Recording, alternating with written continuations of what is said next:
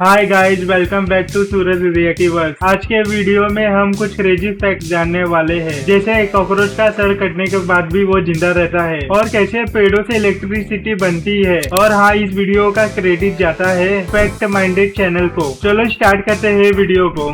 अगर आप ये करोगे तो आपकी बिल्ली आपसे नफरत करने लग जाएगी। इन जानवरों के साथ ऐसा क्यों होता है? सर धड़ से अलग होने के बाद भी कॉकरोच जिंदा कैसे रह लेते यार लेता है? कैसे इन पेड़ों से बिजली बनाई जाती है? आखिर बिजली होगी पेड़ से? बताओ, तो शॉकिंग यार। देखते हैं। हीलियम गैस इनहेल करने से हमारी आवाज फनी क्यों हो जाती है? एक ऐसा जीव जो कभी मरता ही नहीं। कौन सा जीव है यार ये जो मरता ही नहीं है? इन जानवरों की ऐसी अजीब आँखें क्यों होती है? मैंने देखा है बहुत सारे जानवरों का आँख अलग अलग होता है। क्या स्पेस में भी वेल्डिंग की जा सकती है? और अगर आप चोट लगने के बाद टेटनस का इंजेक्शन लगवाना भूल गए, फिर जो होगा देख के आपकी रूह कांप जाएगी। मेरे को भी जानना ये चीज क्या होता है।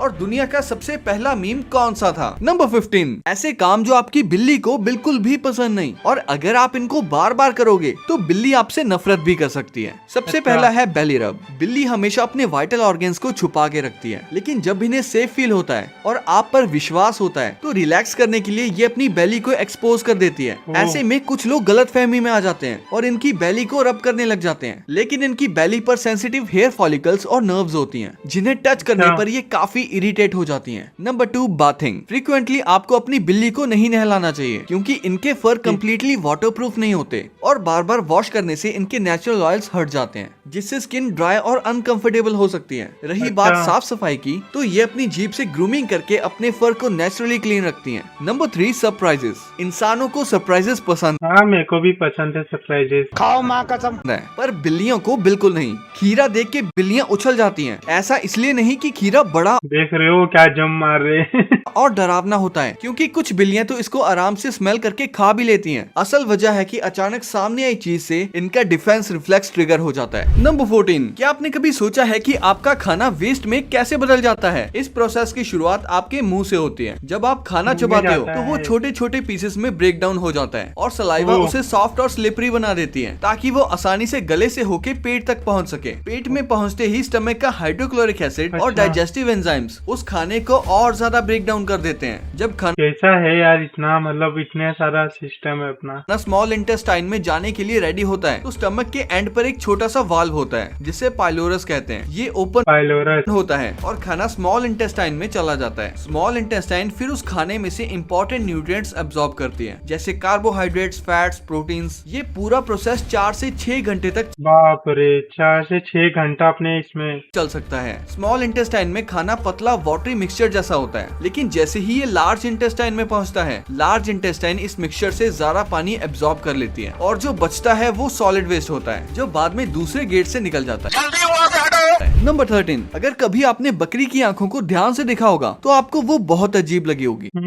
लगता तो है अजीब, क्योंकि गोट, डियर और जेब्रा की आंखों की प्यूपिल्स हॉरिजॉन्टल होती हैं, वहीं कैट, फॉक्स और स्नेक की वर्टिकल प्यूपिल्स पहली बार इतना ध्यान से देख रहा हूँ कि आंखों का शेप ऐसा होता है होती हैं। और टाइगर जैसे शिकारी जानवरों की प्यूपिल्स राउंड होती हैं। लेकिन इतना डिफरेंस काहे को? तो देखो, प्रे एनिमल्स जो शिकार बनते हैं, उन्हें अपना सिर नीचे झुकाकर घास खाते वक्त आसपास के एरिया पर भी नजर रखनी होती है, ताकि वो शिकारी जानवरों से बच सकें। और इसी वजह से गोट अपनी आंखों को काफी हद तक रोटेट भी कर सकती हैं, जिससे उन्हें लगभग 320 से 340 डिग्री तक का वाइड व्यू मिलता है, जो हॉरिजॉन्टल प्यूपिल की वजह से पॉसिबल होता है। वहीं कैट्स छोटे शिकारी होते हैं, उन्हें ज्यादा क्लोज रेंज हंटिंग में प्रिसीजन चाहिए होता है, इसीलिए उनकी वर्टिकल प्यूपिल्स लाइट को कंट्रोल करके डेप्थ और रात में क्लोज ऑब्जेक्ट्स को बेटर फोकस करने में मदद करती हैं। अब बात करें टाइगर जैसे बड़े प्रेडेटर्स की, तो उनके पास राउंड प्यूपिल्स होती हैं, जो डिस्टेंस और मोशन डिटेक्ट करने में सबसे ज्यादा इफेक्टिव मानी जाती हैं। इससे उन्हें दूर की मूवमेंट नोटिस करने में एडवांटेज मिलता है। नंबर 12, ये एक ऐसी मशीन है जो चूहों की कब्र खोद देती है। बाप रे। दरअसल चूहे जमीन के नीचे बहुत बड़ा नेटवर्क बना लेते हैं, जिसे खत्म करना बहुत मुश्किल होता है। इसीलिए चूहों का जनाजा निकालने के लिए इस रोडेनेटर मशीन का इस्तेमाल किया जाता है। सबसे पहले चूहों की बिल में इसकी रॉड को अंदर तक घुसाकर ये चीज इंडिया में भी होता है क्या? आप लोग को पता रहे तो कमेंट करके बताना, ठीक है? ये इंडिया में भी एक्चुअली करते हैं क्या ये चीज को? प्रोपेन और ऑक्सीजन गैस के मिक्सचर को चूहों के घर में भर दिया जाता है और फिर एक बटन दबाते ही गैस इग्नाइट होती है और चूहों के घर में जोरदार धमाका होता है, जिससे सारे चूहे अंदर ही दफन हो जाते हैं बिना कफन के। नंबर 11, अगर आपको भी इंजेक्शन से डर लगता है तो पेश है एक ऐसी सुई जो बॉडी में जाते ही सॉफ्ट हो जाती है। दरअसल ये एक एक्सपेरिमेंटल नीडल कॉन्सेप्ट है जिसे साउथ कोरिया के ये कैसा इंजेक्शन है यार? एकदम झुका हुआ लग रहा है, एकदम स्किन के अंदर जाएगा कैसे? ये देखते हैं आगे। रिसर्चर्स ने नीडल रीयूज और नीडल स्टिक इंजरीज जैसे रिस्क को कम करने के आइडिया के साथ डेवलप किया है। ये सुई गैलियम मेटल या गैलियम बेस्ड अलॉय से बनाई जाती है और सबसे इंटरेस्टिंग फैक्ट ये है कि गैलियम का मेल्टिंग पॉइंट लगभग 29.8 डिग्री सेल्सियस होता है, जो हमारे बॉडी टेम्परेचर के आसपास होता है। मतलब ये नीडल जब बॉडी के कांटेक्ट में आती है तो ये सॉफ्ट होने लगती है, जिससे रीयूज करना मुश्किल हो जाता है। और मेडिकल ये बहुत पेन करता है जब इंजेक्शन जाता है, कसम से। मेरे को तो इंजेक्शन से थोड़ा बहुत डर लगता है।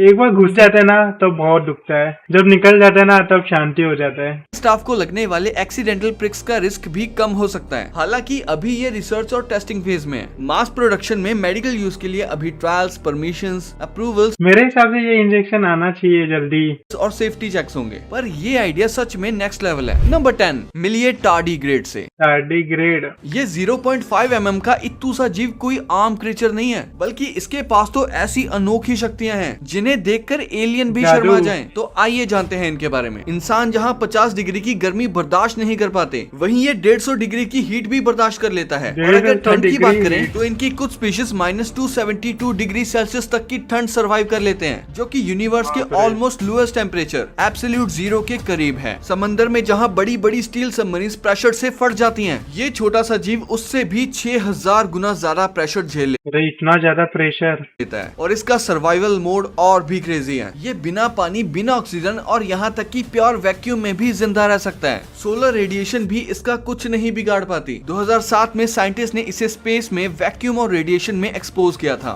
ये वहाँ भी जिंदा रहा और कुछ ने तो स्पेस में बेबीज तक प्रोड्यूस कर दिए। इस दुनिया की मास एक्सटिंक्शंस में जहाँ डायनासोर्स तक खत्म हो गए, ये टार्डीग्रेड वहाँ भी बच गया। और जब इसको खाना, पानी, ऑक्सीजन की भारी कमी होती है तो ये अपनी बॉडी को टून स्टेट में डाल लेता है। ये टार्डीग्रेड्स का सर्वाइवल मोड होता है। इस स्टेट में ये क्रिएचर ऑलमोस्ट डेड जैसा लगता है, पर ये एक्चुअली जिंदा होता है। इस स्टेट में इतना अजीब दिख रहा है कसम से। ये बिना सांस लिए 100 साल तक सर्वाइव कर सकता है और जैसे ही कंडीशंस नॉर्मल होती हैं, ये अंडरटेकर की तरह फिर जिंदा हो जाता है। और इतने पावरफुल होने के बावजूद इनकी नॉर्मल लाइफ सिर्फ 3 से 30 महीने की 3 से 3 मंथ होती है और कोई कोई स्पीशीज तो करीब 2 साल तक जिंदा रहती है। लेकिन अब सवाल ये है कि ये मरते कैसे हैं? अपनी उम्र पूरी करके ये नेचुरली भी मर सकते हैं और इन्हें इन तरीकों से मारा क्या है, इतना सारा तरीका है भी जा सकता है। नंबर 9, कभी कभी एवोल्यूशन भी कुछ जानवरों के साथ बड़ी नाइंसाफी कर देता है। सबसे पहले बात करते हैं ऑक्टोपस की। समंदर में जितने भी वाइल्ड ऑक्टोपस मिलते हैं, ऑलमोस्ट सब वर्जिन ही होते हैं। पहली बार सुन रहा हूँ। और इनकी मेटिंग भी बड़ी अजीब होती है। लेकिन क्यों? क्योंकि मेटिंग के बाद ज्यादातर मेल ऑक्टोपस को फीमेल सीधा मार के खा जाती है। लेकिन कुछ स्मार्ट मेल्स अपनी मेटिंग आर्म हेक्टोकोटिलस को तोड़कर फीमेल की तरफ फेंक देते हैं ताकि वो दूर से ही अपना काम कर ले। मतलब डायरेक्ट चिपका चिपकी नहीं होती, दूर से ही काम हो जाता है। पर ये मत सोचना कि इससे मेल बच जाएगा। टेंटिकल तोड़ते ही उनकी बॉडी में हार्मोन्स ऐसे चेंज होते हैं जिससे उन्हें भूख लगना बंद हो जाती है और धीरे धीरे वो खुद ही मर जाते हैं। उधर फीमेल 40,000 से 70,000 तक एग्स दे देती है और उनकी हिफाजत करते करते खुद भूख प्यास से मर जाती है। और शॉकिंग बात ये है कि मेल फीमेल दोनों के मरने के बाद भी इन हजारों एग्स में से ज्यादा 1 या 2 ही बच पाते हैं। अब बात करते हैं कीवी बर्ड की। इस बेचारे के साथ तो एवोल्यूशन ने पर्सनल दुश्मनी निकाली है। इस चिड़िया का इतना बड़ा एग होता है कि सुन के ही चीख निकल जाए। भाई बहुत ज्यादा ही बड़ा दिख रहा है सही में। क्योंकि कीवी का एग उसके बॉडी देख रहे हो कैसा टच हो रहा है उसके ऊपर तक। इसको चलने में कैसा लगता रहे यार। 25% वेट का 25% होता है। इतना बड़ा कि उसके सारे ऑर्गन साइड शिफ्ट हो जाते हैं। स्टमक और लंग्स इतने ज्यादा दब जाते हैं कि कीवी मुश्किल से ही खाना खा पाती है और मुश्किल से ही सांस ले पाती है। बावजूद इसके कीवी इतना बड़ा एग देती है कि उसका कंपैरिजन ऑस्ट्रिच के एग के साथ किया जाता है। हालांकि ऑस्ट्रिच का एग बड़ा होता है, लेकिन अगर बर्ड ये जिप क्यों दिखा रही थी? बर्ड के साइज के हिसाब से देखा जाए तो कीवी बर्ड सबसे बड़ा अंडा देती है। नंबर 8, विदेशों में अब सिर्फ पेड़ ऑक्सीजन नहीं, साथ में बिजली भी बना रहे हैं, जिससे सही है यार, बिजली पेड़ से भी मोबाइल फोन्स तक चार्ज हो जाते हैं। पर कैसे? इस ट्री जनरेटर को बनाते वक्त एक प्लास्टिक पाइप पे कॉपर की कॉइल्स लगाई जाती हैं। फिर फैराडे की इलेक्ट्रोमैग्नेटिक इंडक्शन के रूल के हिसाब से जब इन कॉपर कॉइल्स के पास मैग्नेट वाली रॉड मूव करती है तो बिजली जनरेट होती है। इस रॉड को फास्ट मूव करने के लिए गियर सिस्टम लगाया जाता है और ऊपर से इसको ट्री की ब्रांचेस से रोप से कनेक्ट कर दिया जाता है। अब जब पेड़ हवा से हिलता डुलता है तो ऊपर वाली मूवमेंट से मैग्नेट वाली रॉड चलती रहती है और नीचे का जनरेटर लगातार इलेक्ट्रिसिटी प्रोड्यूस करता रहता है। ये सिस्टम सिंपल भी है, बैटरी या फ्यूल नहीं मांगता और एनवायरमेंट के लिए भी बिल्कुल सेफ है। नंबर 7, अगर कभी किसी कब्र के चारों तरफ आपको बर्ड्स चक्कर लगाते दिख जाएं, तो ये मत सोचना कि उधर कोई काला जादू चल रहा है, क्योंकि असल बात तो कुछ और ही होती है। ज्यादातर लोग ये समझ लेते हैं कि ये टर्की बर्ड्स कोई अजीब रिचुअल कर रहे हैं, लेकिन सच्चाई ये है। मैंने ये चीज देखा है, मतलब बहुत सारे कौवे या ऐसे कबूतर या कुछ भी रहते ना, ऐसा क्यों करते हैं? क्योंकि जहाँ तक मेरे को लगता है डेड एनिमल्स रहते हैं उसकी वजह से, कि टर्की या टर्की वल्चर जैसे बर्ड्स ऐसा क्यूरियोसिटी, स्मेल या आसपास कुछ अनयूजुअल फील होने पर करते हैं। कई बार ये डेड एनिमल्स की बदबू या ग्राउंड वाइब्रेशंस चेक कर रहे होते हैं और कभी कभी तो बस कंफ्यूजन में ही घूमते रहते हैं। कितने वेले लोग हैं ये तो, कि यहाँ चल क्या रहा है। जैसे अभी ये पेड़ के चारों तरफ घूम रहे हैं, शायद सोच रहे होंगे कि भाई ये पेड़ कहाँ से आया। अब इन बेचारों को कौन समझाए कि कुछ राज राज ही रहने देने चाहिए। ये राज भी उसी के साथ चला गया सर। नंबर 6, सर धड़ से अलग होने के बाद भी कॉकरोच जिंदा कैसे रहता है? वेल सर, अलग होते ही कॉकरोच की बॉडी वाउंड को जल्दी सील कर देती है, जिससे अच्छा ऐसा भी है क्या? सारा ब्लड लॉस नहीं होता। और रही बात दिमाग की, तो कॉकरोच का एक ही मेन ब्रेन नहीं होता। वो कितना होगा ब्रेन? इसकी पूरी बॉडी में नर्व सेल क्लस्टर्स होते हैं जो इसे बेसिक मूवमेंट्स और रिएक्शंस में मदद करते हैं। इसीलिए बिना सर के भी ये थोड़े टाइम तक इमरजेंसी मोड में जिंदा रहता है और छेदी सिंह की तरह ये अपनी बॉडी के छोटे छोटे छेद स्पिरेकल से सांस लेता है। मुझको तो आज पहली बार पता चला कॉकरोच कहाँ से सांस लेते हैं। ना कि नाक से। पर इसका मतलब ये नहीं कि कॉकरोच अमर है। असली मौत आती है डिहाइड्रेशन बनकर, क्योंकि सर के बिना ये पानी नहीं पी सकता और कुछ दिनों में ही इसकी गेम ओवर हो जाती है। नंबर 5, अगर कभी आपको लोहे की कील, जंग लगी रॉड या किसी नुकीली चीज से चोट लग जाए। मुझे तो बहुत लगा यार बचपन में, कसम से। तो सब कहते हैं टेटनस का इंजेक्शन लगवा ले, लेकिन आखिर ये टेटनस होता क्या है और क्या ये सिर्फ लोहे से ही होता है? और अगर इंजेक्शन ना लगवाया तो क्या होगा? हाँ यार, मुझे भी जानना है क्या होता है, देखते। तो चलो आपको एक बात बता ही दूं कि टेटनस इतना ज्यादा खतरनाक है कि इसके बारे में सोच के ही आपकी रूह कांप जाएगी। पहले एक मिथ क्लियर करते हैं, टेटनस सिर्फ लोहे से नहीं होता। असली विलेन है क्लोस्ट्रीडियम टेटनी बैक्टीरिया, जिसके स्पोर्स मिट्टी, कैसा नाम है यार, धूल और रस्टी मेटल पर आम मिलते हैं। जब चोट लगती है तो ये बैक्टीरिया वाउंड के थ्रू बॉडी में एंटर कर जाता है। बॉडी में घुसते ही ये बैक्टीरिया टेटनोस्पेसिमिन टॉक्सिन रिलीज करता है, जो सीधा नर्वस सिस्टम और मसल्स पर अटैक करता है। शुरुआत होती है जॉ लॉक से, मतलब तुम्हारा जबड़ा एक जगह जम जाता है, हिलता तक नहीं। फिर नेक, बैक और पूरी बॉडी की मसल्स टाइट हो जाती हैं और सिचुएशन काफी पेनफुल हो जाती है। बॉडी इतनी जोर से अकड़ती है कि मसल्स के झटके से हड्डियां तक फ्रैक्चर हो सकती हैं। जैसे जैसे इन्फेक्शन बढ़ता है, sweating, fever, BP up down जैसी प्रॉब्लम्स आती हैं और लास्ट स्टेज में मसल्स इतनी अकड़ जाती हैं कि इंसान सांस तक नहीं ले पाता और उसकी मौत हो जाती है। तो छोटी सी चोट भी भाई साहब, ये छोटा सा किला अपने को भारी पड़ सकता है, बहुत ज्यादा रिस्की हो सकती है। इसीलिए चोट लगने पर टेटनस की वैक्सीन लगवाना कंपलसरी है, वरना क्या होगा वो मैं आपको बता ही चुका हूँ। नंबर 4, क्या स्पेस में वेल्डिंग हो सकती है? हाँ हो सकती है, पर धरती जैसी नहीं। धरती पे हम मेटल को हीट या मेल्ट करके जोड़ देते हैं, पर स्पेस एक वैक्यूम है, वहाँ ना एयर है ना ऑक्सीजन। अगर स्पेस में दो बिल्कुल क्लीन मेटल सर्फेसिस को आपस में प्रेस कर दिया जाए तो वो चिपक सकते हैं और इसको कहते हैं कोल्ड वेल्डिंग, और ये वैक्यूम की वजह से होता है। लेकिन ये हमेशा काम नहीं करती, क्योंकि मेटल्स का एकदम क्लीन होना मुश्किल है। इसलिए रियल स्पेस मिशंस में हीट बेस्ड वेल्डिंग जैसी इलेक्ट्रॉनिक बीम वेल्डिंग यूज होती है। कोल्ड वेल्डिंग पर पूरा डिपेंड नहीं किया जा सकता। नंबर 3, दुनिया का सबसे पहला मीम कौन सा था? मीम वर्ड, हाँ यार मुझे भी जानना है, सबसे पहला मीम कौन सा था? पहली बार 1976 में रिचर्ड डॉकिंस ने अपनी बुक द सेल्फिश जीन में यूज किया था, जहां मीम का मतलब था मिमेटिक, यानी एक ऐसी कल्चरल इंफॉर्मेशन जो एक इंसान से दूसरे तक कॉपी होके फैलती है। इंटरनेट आने के बाद लोग मजाक वाले टेम्पलेट्स, इमेजेस और जोक्स को मीम बोलने लगे और आज का पूरा मीम वर्ल्ड इसी से बना है। लेकिन दुनिया का पहला इंटरनेट से भी बहुत पहले आने वाला मीम तो 100 साल पहले ही आ चुका था। 100 साल पहले?